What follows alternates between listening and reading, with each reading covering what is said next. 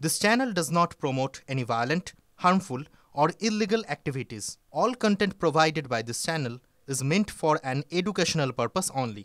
তাকে পশ্চিমবঙ্গের ব্যস্ততম নেতা বলেছেন নিজের দলের রাজ্য সভাপতি। এবার সুকান্ত মজুমদারের মন্তব্যের জবাব দিলেন নন্দীগ্রামের বিজেপি বিধায়ক তথা বিধানসভার বিরোধী দলনেতা শুভেন্দু অধিকারী। মঙ্গলবার বিজেপির সাংগঠনিক বৈঠকে কেন তিনি উপস্থিত থাকতে পারেননি তার কারণ জানালেন এবং ব্যস্ততম নেতা এই মন্তব্য নিয়েও জবাব দিলেন বিধানসভার বিরোধী দলনেতা। মঙ্গলবার বিজেপির কেন্দ্রীয় পর্যবেক্ষক সুনীল বানসাল সহ অন্য পদাধিকারীদের সঙ্গে বৈঠকে বসেছিলেন বঙ্গ বিজেপির নেতারা। সেই বৈঠকেও অনুপস্থিত ছিলেন শুভেন্দু অধিকারী।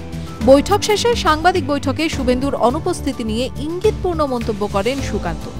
রাজ্য বিজেপি সভাপতি বলেন, না সেটা এখন নয়, আগেও নিয়ে আসতেন না।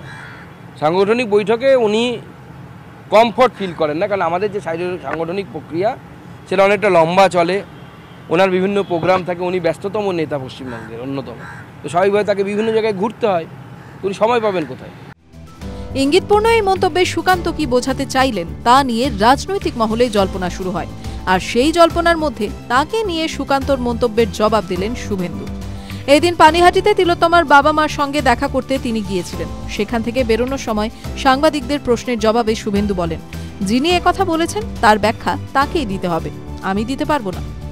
এরপরই এদিন বিজেপির সাংগঠনিক বৈঠকে অনুপস্থিত থাকার কারণ নিয়ে তিনি বলেন, যিনি বলেছেন তাকে উত্তর দিতে। আমি আজকে মেদিনীপুরে ডাক্তারদের সাসপেন্ডের বিরুদ্ধে কর্মসূচিতে ছিলাম, সবাই দেখেছেন।